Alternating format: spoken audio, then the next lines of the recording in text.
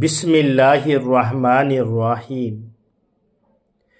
হে যুবক যুবতী, তোমার যৌবনকাল অতি মূল্যবান।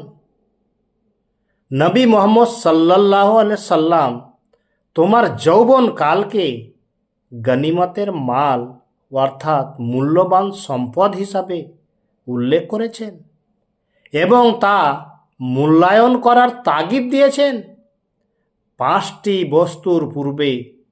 পাঁচটি বস্তুকে গনিমত মনে করো।